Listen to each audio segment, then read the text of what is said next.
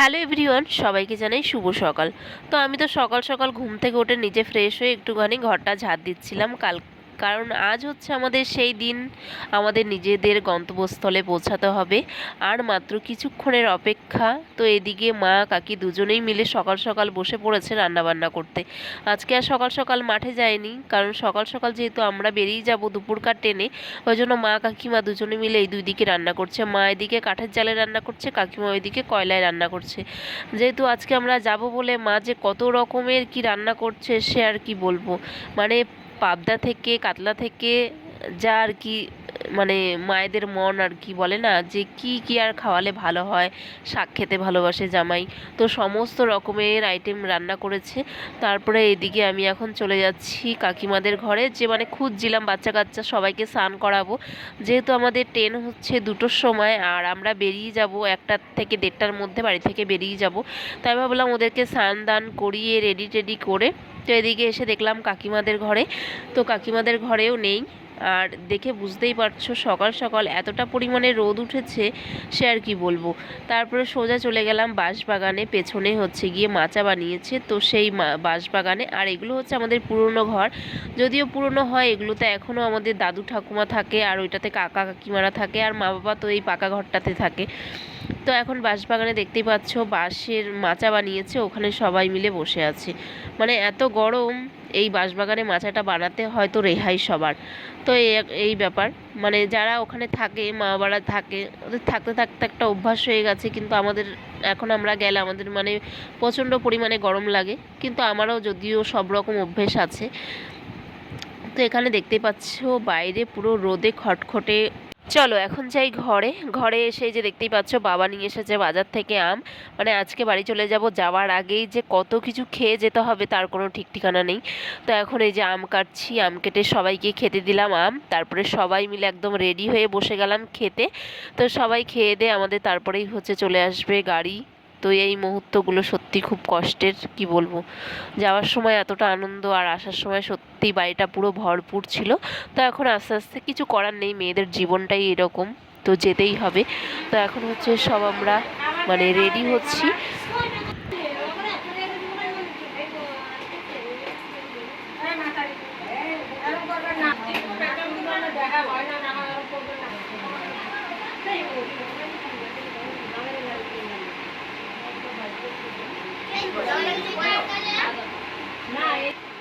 তোরে একদম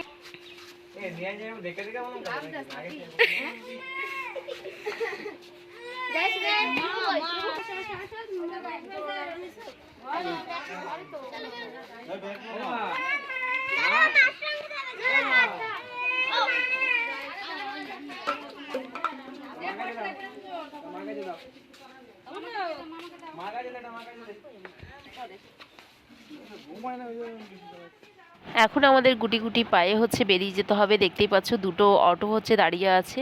তো কিছু করার নেই, হাসি মুখে হচ্ছে বেরোতে হবে, না হয় বাবা মার সবাই হচ্ছে গিয়ে কান্নাকাটি করবে। একে তো জানি মন খারাপ হয়, অনেক দিন পর পর যায়, যারা দূরে থাকে তারাই জানো যে তাদের ফ্যামিলির জন্য বাবা মার জন্য কতটা পরিমাণে কষ্ট হয় তাদের। মন খারাপ করলেও কিছু করার নেই, হুট করে যেতেও পারবো না, হুট করে আসতেও পারবো না, এরকম একটা ব্যাপার। তো গল্প করতে করতে পৌঁছে গেলাম। আজ গেলেও যেতে হবে, কাল গেলেও যেতে হবে, মন খারাপ করে কোনো লাভ নেই। এই জন্যই ভিডিওগুলো করা, যখন মানে ভালো লাগবে না একটু দেখতে পাবো বাড়ির লোককে, তো এগুলো স্মৃতি হয়ে থাকবে আর কি। তো চলো এখন চলে এসেছি পাণ্ডবেশ্বরে। তো এখন আমাদের ট্রেন ঢুকে গেছে, চলো বাড়িতে যাই। আর কি করার আছে, কিছুই করার নেই, মেয়েদের জীবনটাই এইরকম।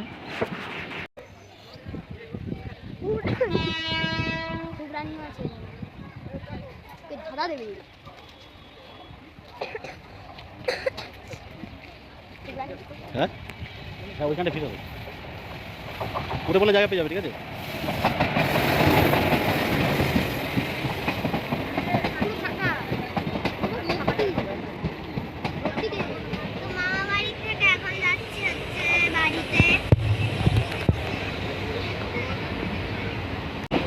পাহাড়গুলো তো কই দেখতে পেলাম না।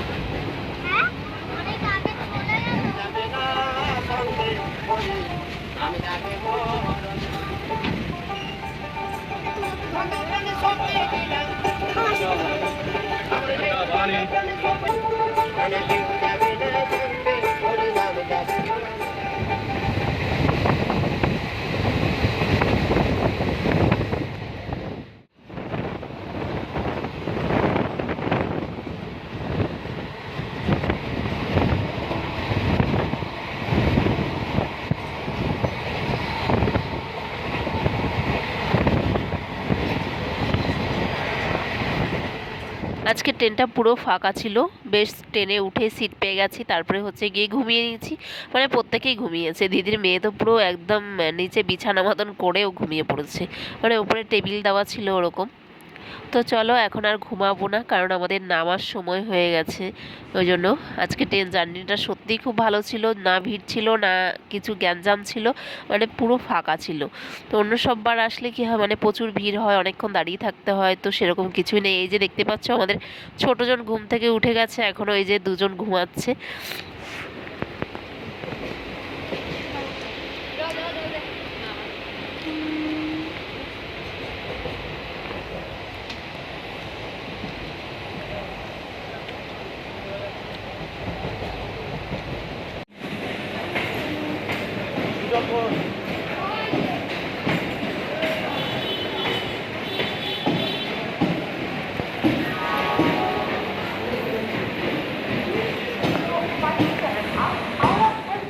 তো আমরা চলে এসেছি সোজা হাওড়া মেট্রো স্টেশনে। তো এই মেট্রোতে আমরা ফার্স্ট টাইম উঠবো আর কি, না আমরা ওলা বুক করে যাই, ভাবলাম মেট্রোতে তো আরও ইজিলি হয়ে যাবে তাড়াতাড়ি করে।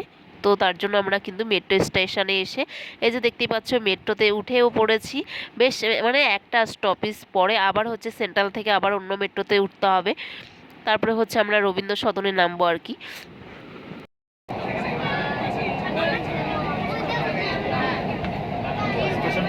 Next station is Mahakaran.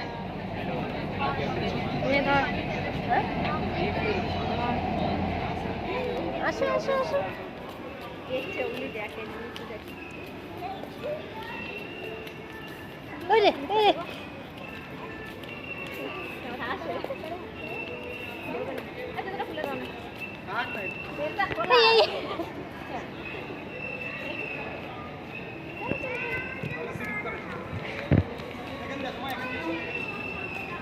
চলো